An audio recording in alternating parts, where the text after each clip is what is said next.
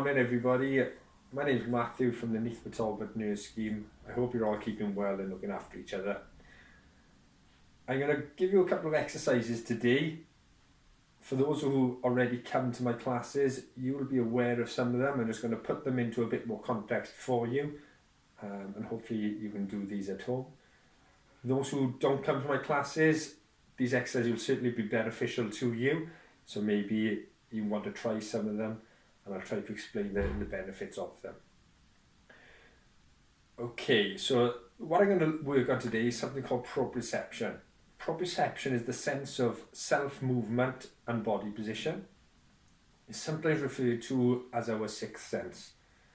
So basically, our joints, muscles, tendons are relaying information back to the brain about where our body is.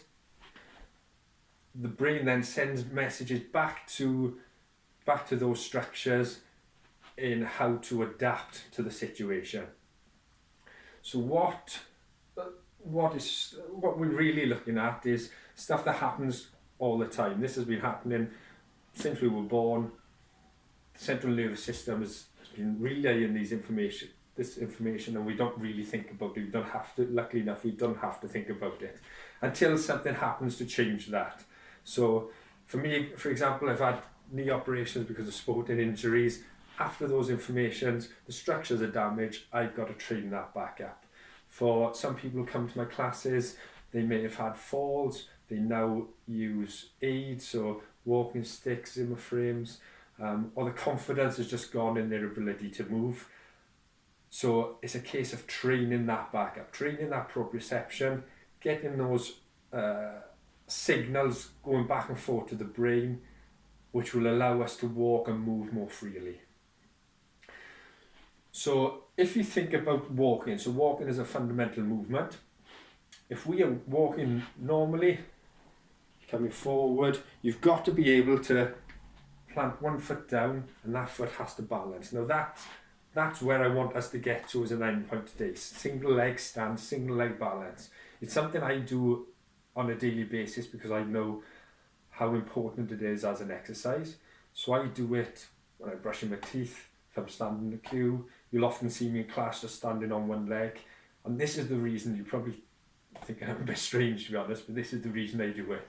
It's important to do on both legs to maintain the strength and make sure it's nice and equal.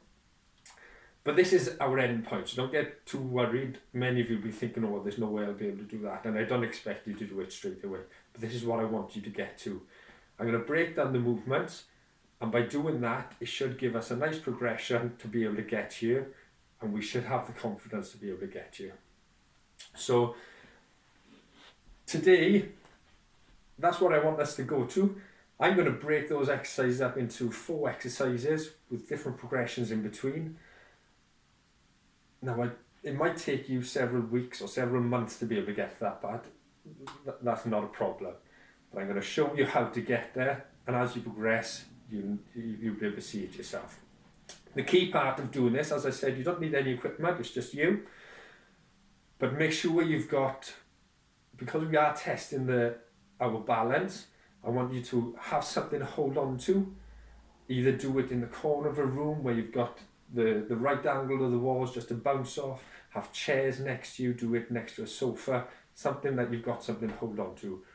And I'd rather you have something that's stable and stuck to the floor rather than using walking sticks which might go from underneath you. So something that's there and permanent will make it a lot easier. Okay, so just to show you the example here. So as I said, when we're walking, we need to have the confidence to go onto one leg. Now by going onto one leg, it takes away our base of support. Normally if we're standing here, my feet are underneath my hips, underneath the shoulders, I've got a nice firm base of support. The bigger the base of the support, the less chance you've got of falling. So if you think of a sumo wrestler, first thing they will do is widen their base of support. They will crouch down to take the centre of mass lower. From this position, it's quite hard to push them over. They're unlikely to fall. So to train our proprioception, we are doing the opposite. We're taking our base of support nice and narrow. So our first exercise, from a normal starting position, we're going to narrow that base of support. So in small little increments, start to bring your feet closer together. Now you might find just by doing that, that's enough. So you've got your support either side. If that's enough, great. Just hold it there for as long as you can and then take your feet wide and relax out. But just do it to you. Take it as close as you can. And what we're looking for eventually is for your feet to come nice and narrow so they're touching each other. So that base of support has come nice and narrow. Now you've still got both feet there. So you've still got that support. You've got the support either side. But we bring in the centre, the base of support closer just to test your proprioception. So at this point you may feel your ankle and your feet just grabbing on, holding on. You feel the tendons just going a little bit tight, sending back those messages, possibly in the knees, possibly at the hips. But that's our first exercise. Once you're happy with that, what we want you to do is to be able to do that and hold it for at least 30 seconds confidently. Again, don't worry how long it takes. It may take a couple of days, couple of weeks, couple of months. Doesn't matter. All we're looking for is that confidence. Once you can do that for 30 seconds confidently, several times a day, then you're able to move on to the next exercise. So the next exercise, exactly the same, standing there. We are looking to reduce that base of support again. So this time it's going to be a lot harder. I don't mind you looking down at your toes because that's going to make it easier. We're looking to take the heel of one foot to touch the toes of the opposite foot. So you're in a straight line. So you're narrowing that base of support again, and then you're coming back. Same again with the opposite leg. Find those toes and back. So this is why it's important to have that support next to you, just in case you lose your balance, you've got something to hold on to.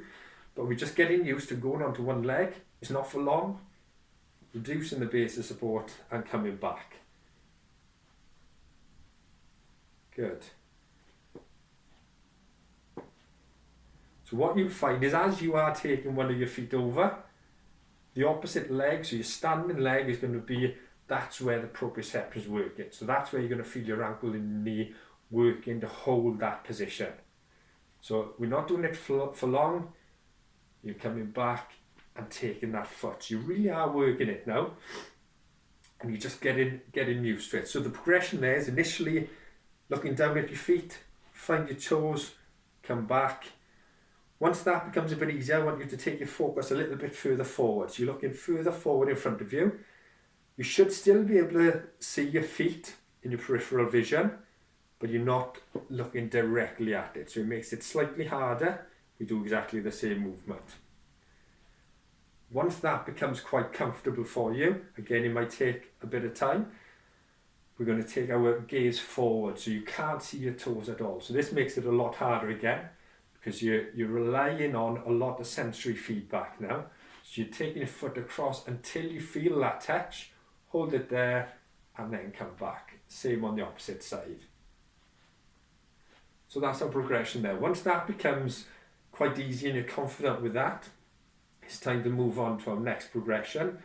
For this one, in terms of safety, make sure you've either got a couple of chairs alongside you or you're doing it alongside the sofa or something, because we are going to be moving forward. So I move back so you can see it slightly a bit better. So it's the same principle as the last exercise, we're just going to be moving.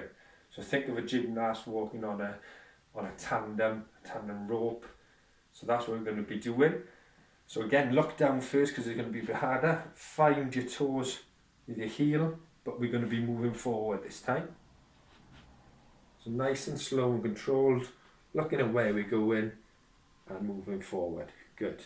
You can do that going backwards as well.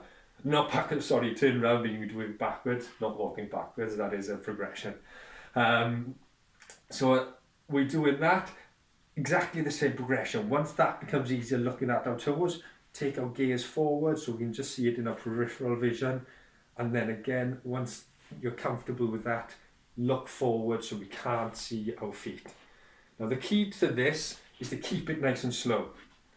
It's almost easier to do it faster because you're not you're not taking your foot off the ground as much, so you're not testing yourself the faster you go. So it's not about speed, it's about control. So nice, slow and controlled. Get your head up by the end. Once you're doing that, look how close your base of support is now. You're balancing on something very, very thin. So if you're able to do that, that should give you confidence in your proprioception, in your balance, in your ability to close that base of support. Okay, so that leads us then to the last exercise, which I said which is that single leg balance. So again, make sure you got that support.